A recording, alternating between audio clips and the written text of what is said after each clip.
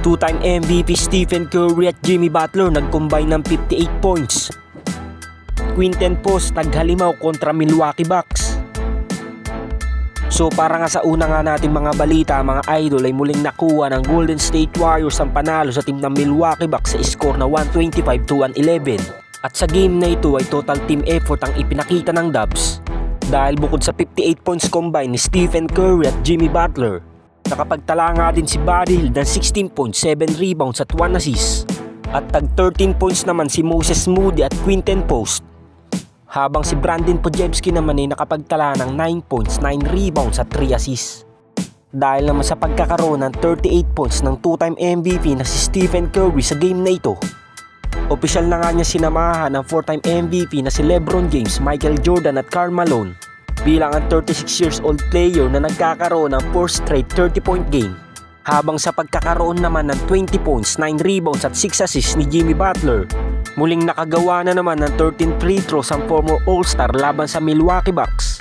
At kung isasama pa nga natin ang kanya naging 13 free throws laban naman sa Chicago Bulls, isa na nga din si Jimmy Butler sa maihahanay natin kay KD sa history ng Warriors. Dahil last time pa nga na may nakagawa ng ganito karaming free throw attempts ay si Kevin Durant.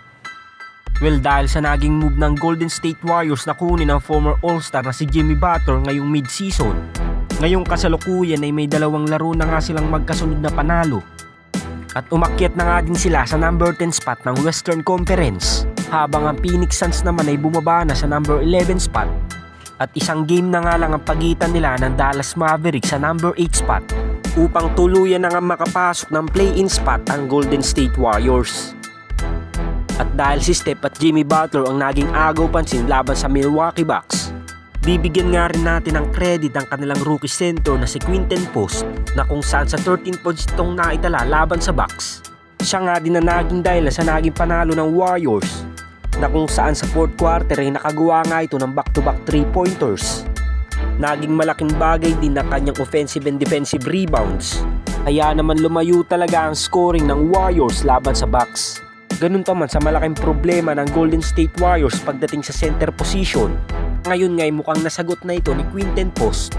Dahil bukod sa pagiging agresibo nito sa ilalim ng basket, nakakapagbigay nga din ito ng spacing kala Steph at Jimmy Butler dahil sa kakayahan nga nitong tumira sa 3-point area. Well, kung naging maganda man ang performance ni Quinten Post sa dalawa nilang magkasunod na game, hindi nga natin alam kung magtutuloy-tuloy na ba ang ganitong rotation ni Steve Kerr. Dahil kung minsan nga ay mas nagiging priority nito si Kevon Looney at Trayce Jackson-Davis, at ganito nga nagiging sakit ng Warriors head coach dahil kung sino pa nga ang mas maganda ang inilalaro sa loob ng court, yun nga ang madalas na hindi ginagamit ni Steve Kerr sa bawat game.